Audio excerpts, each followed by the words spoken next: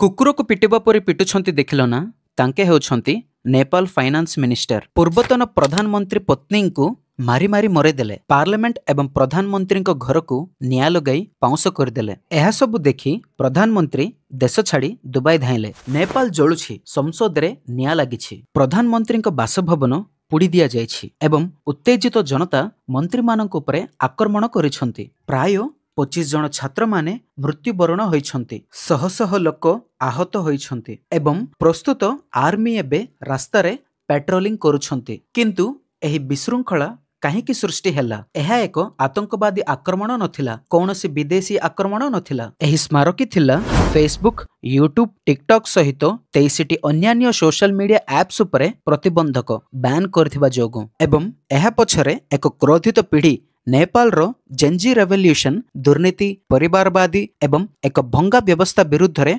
उठिछंती। Gen Z revolution एही जेनजेड माने generation Z 1996 ठारू 2010 मध्य जन्मित होइथिबा पिल्ला माने ही एही जेनजेड जेनेरेशन जेड को आसीबे। सेप्टेम्बर 8, 2025 रे नेपाल प्रधानमंत्री केपी शर्मा ओलीसंक सरकार फेसबुक, यूट्यूब, टिकटॉक एवं एक्स एमिति 26टी सोशल मीडिया प्लेटफॉर्म्स को निषिद्ध करी देश को शॉक कर देथिले। कारण से माने दाबी करिथिले जे कंपनी गुड़िको लोकल अथॉरिटी सहित पंजीकरण करिबारे विफल होइथिले। किंतु नेपाल रे थिबा युवक युवती माने एहाकू संभाली पारिले नाही। सोशल मीडिया थिला सेमानंकर स्वर, सेमानंकर स्वाधीनता, विश्व पई सेमानंकर द्वार। हठात सही द्वार बंद होइगला। किछि घंटा मध्यरे काठमांडू रे विरोध प्रदर्शन आरंभ होइगला। नेपाल रे 13.5 मिलियन यूजर्स फेसबुक रे, 3.6 मिलियन यूजर्स इंस्टाग्राम रे अछंती। नेपाल सरकार सोशल मीडिया एप्स को बैन करबा कारण नेपाल लोक माने सोशल मीडिया द्वारा नेपाल रे होतिबा करप्शन उपरे क्वेश्चन राइज करबा स्टार्ट करथिले। प्रथमे से माने शांतिपूर्ण थिले। छात्र माने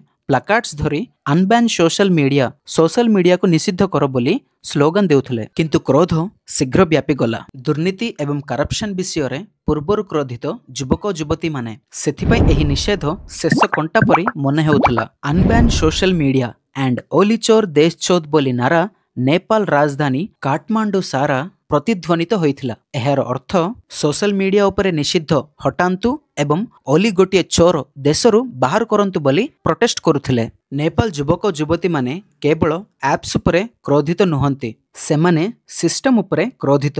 राजनेता पिल्ला माने नेपो किड्संक बेलासपूर्ण जीवन शैली को पर्दाफाश करुथिबा वायरल पोस्ट रे सोशल मीडिया पूर्वरु परिपूर्ण थिला। Expensive cars, imported bottled water, luxury vacations एही समय रे साधारण नेपाली माने केवल बंचिबा पई संघर्ष करुछंती। कंट्री को डेवलपमेंट न करनु करप्शन करुछंती नेपाली नेता माने। एहा द्वारा jobs, infrastructure, human development, health sector एहा सब इफेक्ट हेउची। सेथि पई shutdown corruption not social media बोली स्लोगन सारा प्रपंच को सुबिला बेलिया कहिले जेनजी प्रोटेस्टर्स।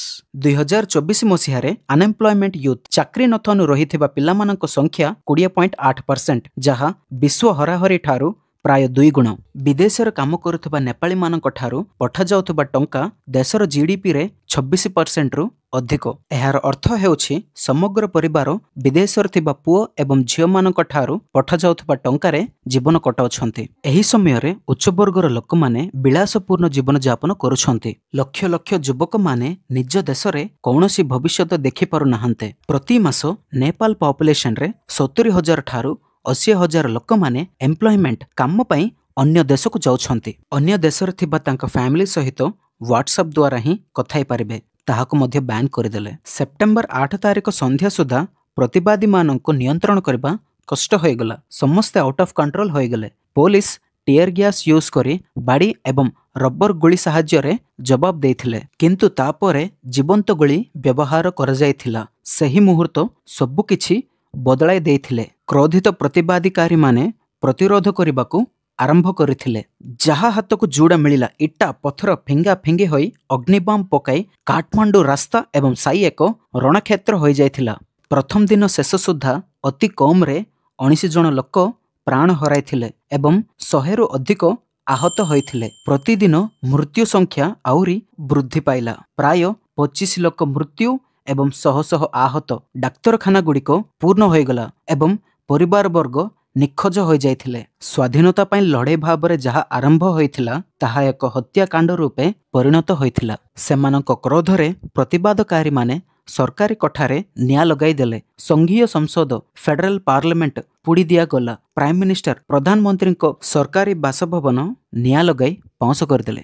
ମନ୍ତ୍ରୀମାନଙ୍କ ଘର ଉପରେ ଆକ୍ରମଣ କରାଗଲା ଏବଂ ଅନେକ ଅଧିକାରୀମାନେ ନିଜ ଜୀବନ ବଞ୍ଚାଇବା ପାଇଁ ପଳାଇବାକୁ ପଡ଼ିଲା।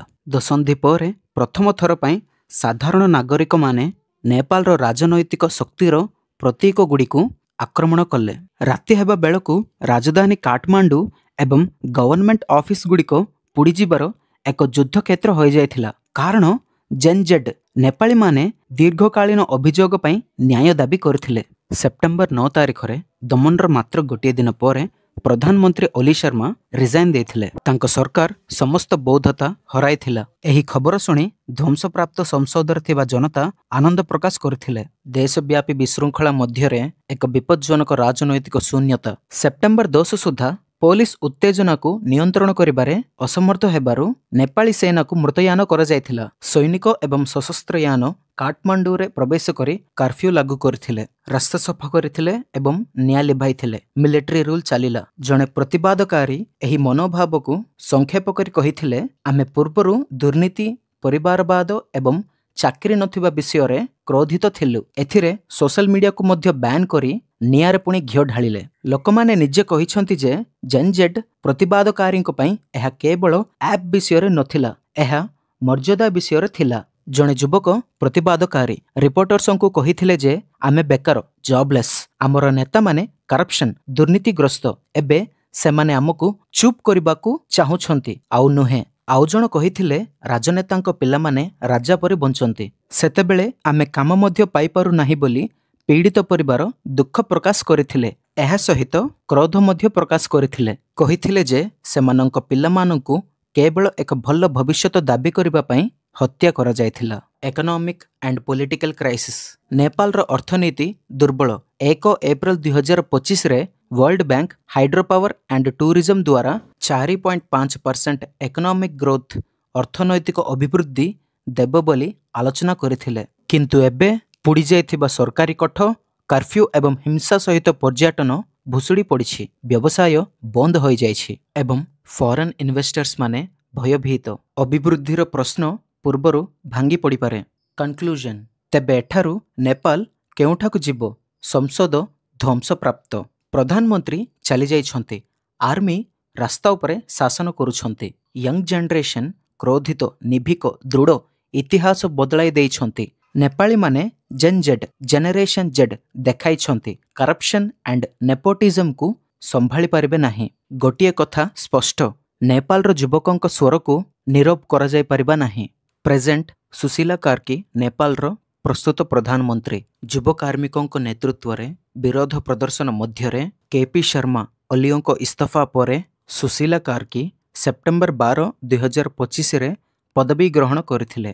ସୁଶୀଲା କାର୍କି ହେଉଛନ୍ତି ନେପାଳର ପ୍ରଥମ ମହିଳା ପ୍ରଧାନମନ୍ତ୍ରୀ। ପ୍ରସ୍ତୁତ ପ୍ରଧାନମନ୍ତ୍ରୀ ସୁଶୀଲା କାର୍କି କେତୋଟି ନିଷ୍ପତ୍ତିଗୁଡ଼ିକ ନେଇଛନ୍ତି। କାର୍ଯ୍ୟଭାର ଗ୍ରହଣର ପ୍ରଥମ ଦିନ ମଧ୍ୟରେ ସୁଶୀଲା କାର୍କି ଏବଂ ତାଙ୍କ ସରକାର ଅନେକ ଗୁରୁତ୍ୱପୂର୍ଣ୍ଣ ନିଷ୍ପତ୍ତି ନେଇଛନ୍ତି। ସେପ୍ଟେମ୍ବର 15 ତାରିଖ ମୁଖ୍ୟରେ 3 ଜଣଙ୍କୁ ମିନିଷ୍ଟର କରାଯାଇଥିଲା। ମାର୍ଚ୍ଚ 5, 2026ରେ ପାର୍ଲାମେଣ୍ଟାରୀ ଇଲେକ୍ସନ ରହିବ ବୋଲି ଆନାଉନ୍ସ କରିଛନ୍ତି। ସେହି ଦାୟିତ୍ୱ ପ୍ରସ୍ତୁତ ସରକାର ନେବ ବୋଲି ମଧ୍ୟ କହିଛନ୍ତି। ପ୍ରତିବାଦକାରୀଙ୍କୁ ଶହୀଦ ଘୋଷଣା କରିଥିଲେ। ସୁଶୀଲା କାର୍କିଙ୍କ ସରକାର ସମ୍ପ୍ରତି ଜେନେରାଲ ଜେଡ୍ ପ୍ରତିବାଦ ସମୟରେ ମୃତ ଲୋକଙ୍କୁ ଅନୁଷ୍ଠାନିକ ଭାବରେ ଶହୀଦ ଭାବ ମାନ୍ୟତା ଦେଇଥିଲେ।